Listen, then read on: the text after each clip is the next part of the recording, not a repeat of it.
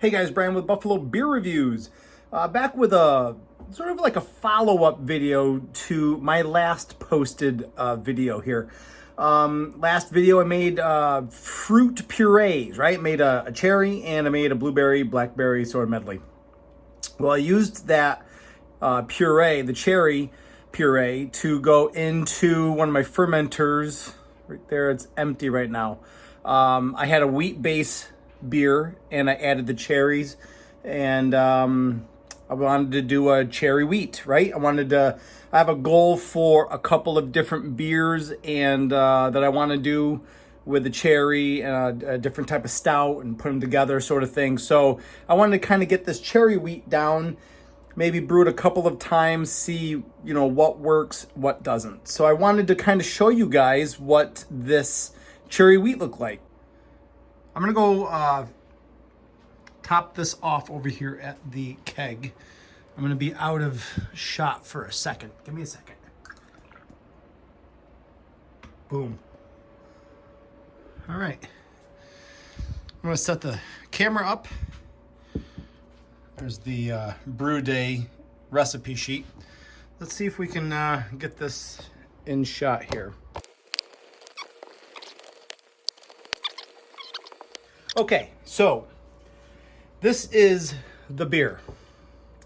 I don't know if it translates well with the lighting conditions and stuff in my basement, but I finally did achieve a decent carbonation on it. Not just the head, but actual, diffused CO2 giving me a nice little set of bubbles, which I have been having some trouble achieving that state of carbonation lately. I think I've just been impatient and I need to wait longer.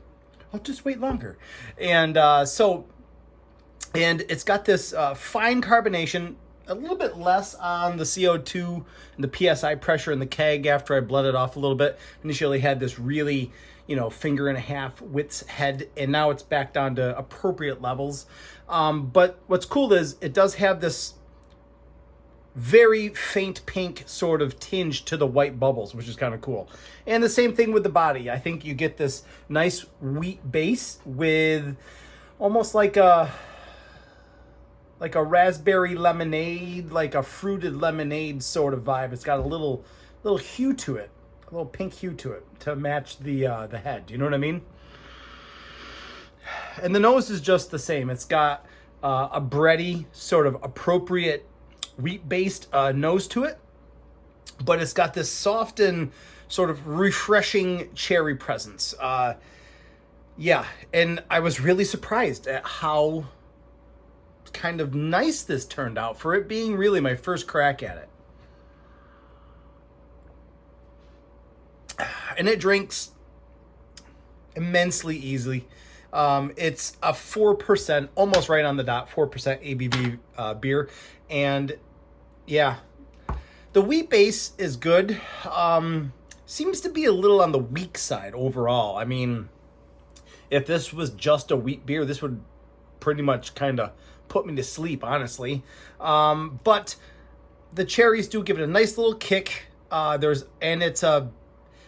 we're talking about 0 to 10 being the highest, 0 being nothing, it's like a 2.5, maybe a 3 if you think about it. So not strong cherries, and definitely not that artificial sort of like cherry syrup sort of stuff that you might think about like with a mass produced cherry wheat, which is kind of cool.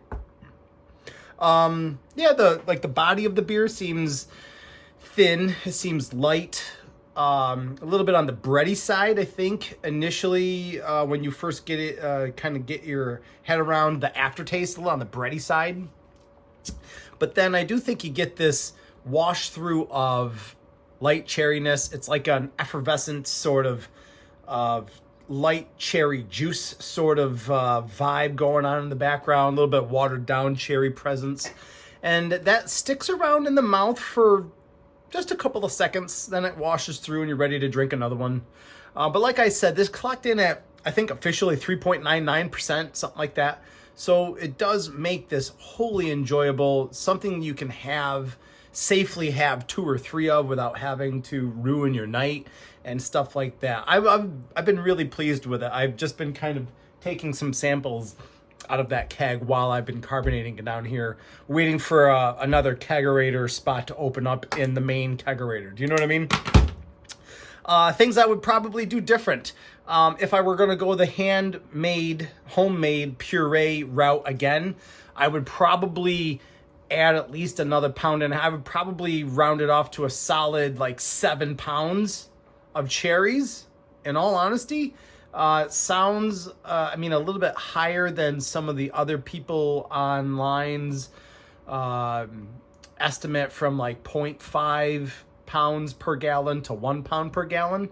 I don't know if that's actual puree after the fact or raw cherries, but I think 7 pounds of the raw cherries, stemmed and pitted and pureed down, I think that would be a good starting point.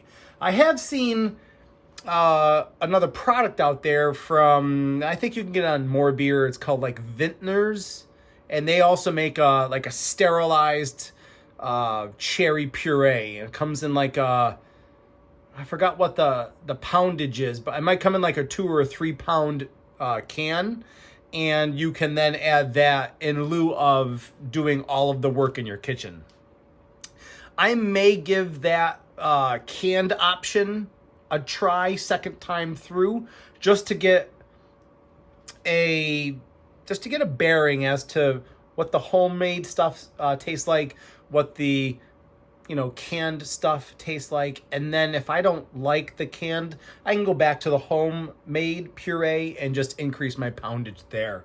But other than that, I've been really happy with this. I want to do a homemade cherry wheat, and I'd like to spend some time doing a stout and or like a light chocolate sort of stout, and then be able to combine the two and to make like a chocolate cherry, like half and half, or a black and tan, or whatever you want to call it. And I think that would be really cool to be able to offer people right out of the garage tap. Do you know what I mean? So that's my little look into the half and half version, cherry wheat half of the half and half. You know what I mean? If anybody really cares, I'll throw the recipe that I used for the cherry base in the description. It's very simple, especially if you're somebody used to brewing IPAs or New England's. The recipe is very straightforward, very easy, and everything like that. So if anybody wants to know, it was a 1038 OG and like a 1007 final gravity, and that was pretty much the same. I think it was like a 1008, 1009 before the puree, and then a 1007 after the puree was in for 9 days.